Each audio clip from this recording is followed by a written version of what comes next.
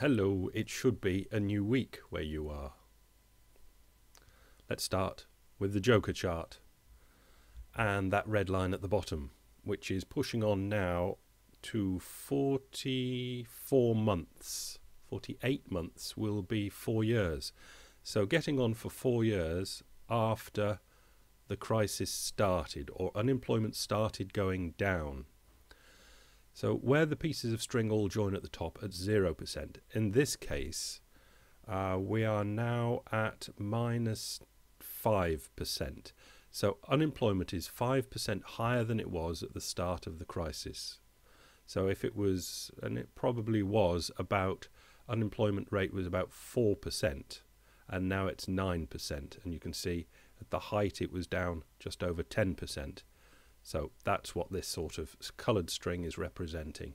And all the others, the recession since the Second World War, have all sorted themselves out much quicker than this. And the brown one up at the top is the last recession from the dot-com crash, which ran into 9/11 and then a general not very goodness for the whole of the 2000s.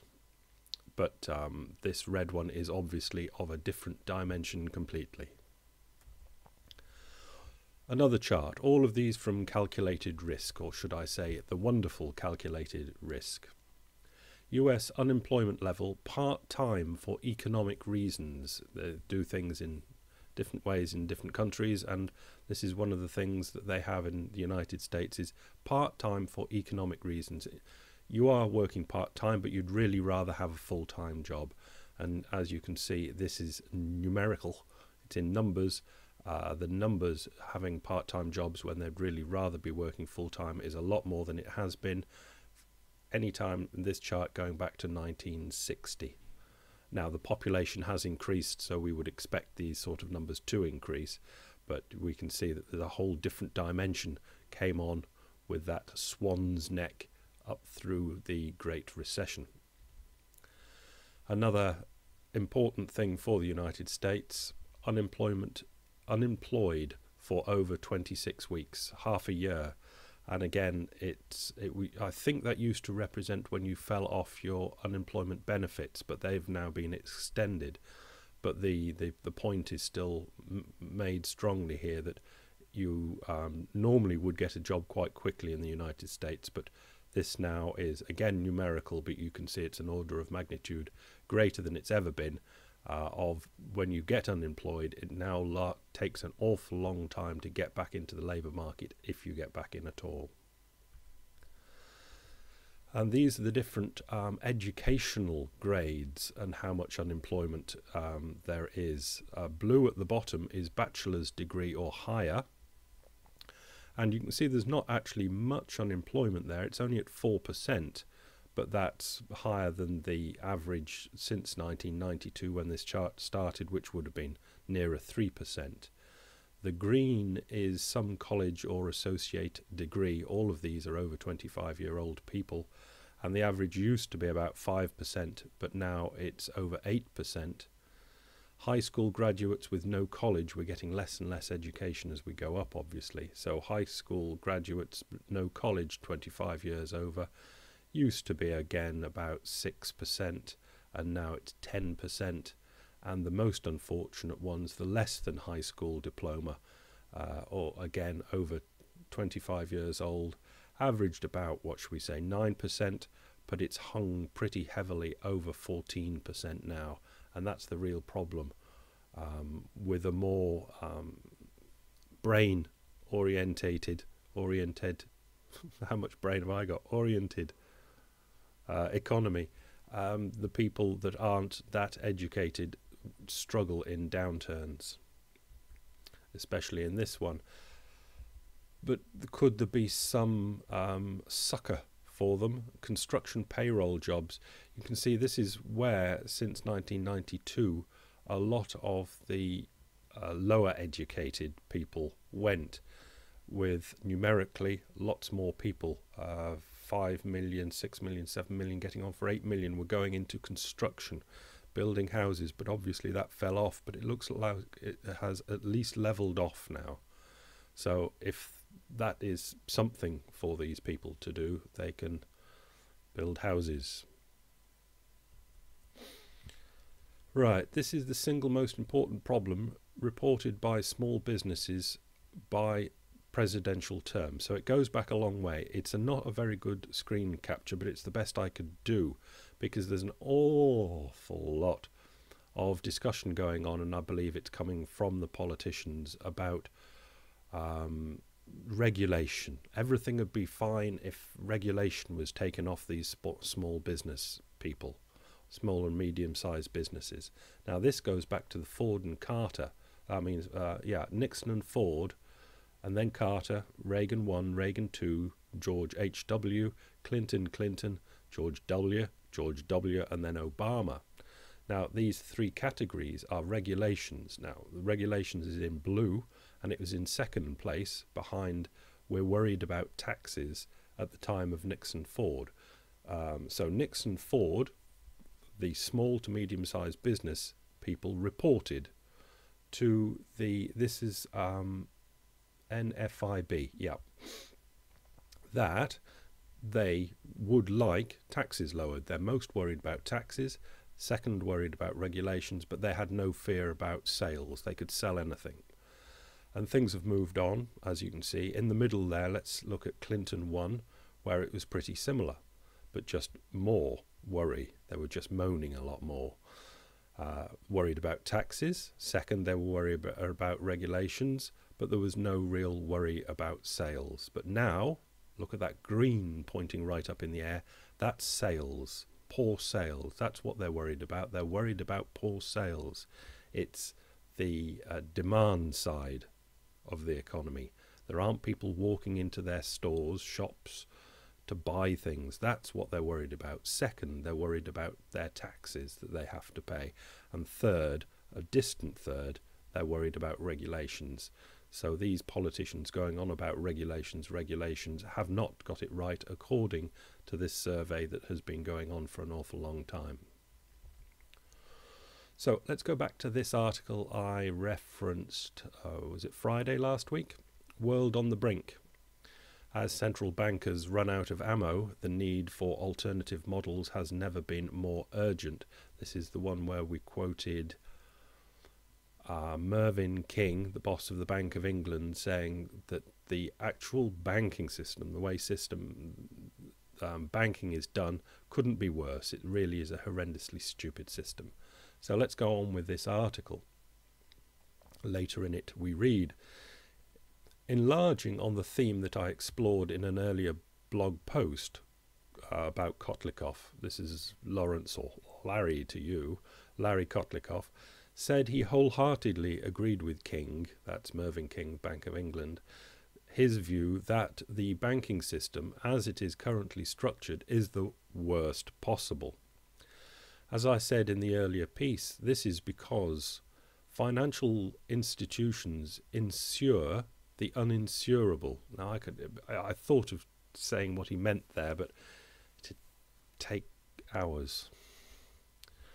And take on liabilities that they can't honour, while these institutions and their managers take on only limited liability and pass the buck to the taxpayers when things go pear-shaped.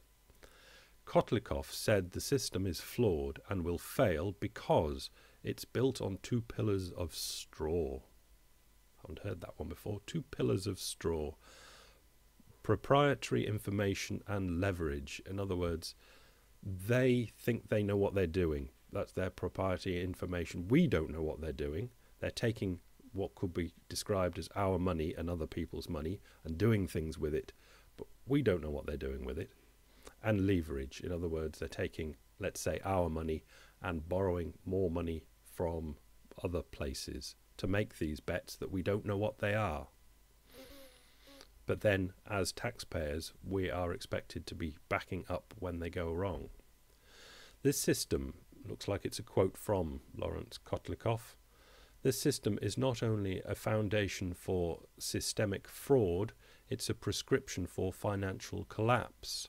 Since those who lend to the banks via deposits or the purchase of bank paper aren't privy to what is being done with their money. The strong whiff of fraud, whether actual or not, can provoke massive bank runs. Whatever we saw in 2008 was precisely this, a fraud run. It was not a liquidity run, but a run on one major financial institution after the other, because the creditors to those institutions suspected that they were being taken, or that other creditors had reached this conclusion and were going to get their money out first. A bit iffy by Kotlikoff, but Kotlikoff is a bit iffy. But he's obviously hitting some of the right buttons. Kotlikoff pointed out that a full-scale run on US banks would require Ben Bernanke's Federal Reserve to print over $10 trillion to cover its guarantees. This printing presses working overtime would trigger hyperinflation, precisely what I think the Fed has been seeking to avoid. Kotlikoff proposes scrapping the existing system and reinventing finance with limited purpose banks at its heart. As I said in my earlier blog post, he said, limited purpose banking doesn't break up large banks, it limits them to their legitimate purpose, namely intermediation as opposed to gambling, and it forces them to turn on the lights and operate with full disclosure and complete transparency. And if nothing else, I mean, Kotlikoff seems to always go a bit wild from, is he Harvard? I forget where, he's a really top-ranking sort of professor type. But he always seems to run off to extremes. But I think he's basically right here, that what Mervyn King has pointed out to, when we are asked to ensure what they're doing, it's the short-term borrowing. They borrow short-term and lend long-term. So there's always that tension between the two. The belief in the banks is that those long-terms will be paid. That's one of the things at the heart of it. And it can never be guaranteed. And it can't be guaranteed by what the banks have, because that is what the banks have, because what the bank is, the short-term funding on the long-term lending. So somebody else has to back it up, and it's the central banks and ultimately the taxpayers. But the big thing here is the lights need to go on, that the books of banks need to be completely opened up for faith to return. The only trouble is that the last thing that central banks, governments, the actual banks themselves, anybody really wants is the lights to be turned on, because then we might see just what a disgraceful state the bank's books are actually in. So I don't think we'll have the lights on for an awful long time. So there will not be faith, and there will always be this terrible undecidedness and worry in what is described as the markets. Bloomberg, Soros, Georgie boy, says Europe, US turmoil reminds him of the Soviet collapse. Billionaire investor George Soros said the disruption to global financial markets since 2008 has implications for Europe and the US that remind him of the final years of the Soviet Union. It's a very good idea of his, really, because he was quite close to there. He's Eastern European, so that would be brought to mind. For most of our minds, we're referencing the Great Depression, but it's a good analogy he's brought out there. Some things, I won't do my George Soros, it'd take all the time just to get to the end of the paragraph. Something similar is happening in the West, Soros, 81, said in an interview on Bloomberg television. You had a financial crisis where the market did actually collapse, but it was kept alive by the authorities. People don't realize that the system has actually collapsed. Now, if you know of Soros's way of speaking, he speaks painfully slowly, But that's because, I mean, his English is well good enough. It's because he chooses his words very, very carefully. And he chose those words to speak to Bloomberg. People don't realise that the system has actually collapsed. And I've tacked this on the end for the people in the United Kingdom because this was out on Monday morning, PMI Business Activity Output Index, and the heat map over on the right, and the darker it is, the better it is, and it is really very dark indeed. It is not marvellous, but it's very, very good. Well, let's put it this way. It's not very, very bad. It's generally all heading in the right direction, except for Scotland and Wales. And who cares about them? Bye.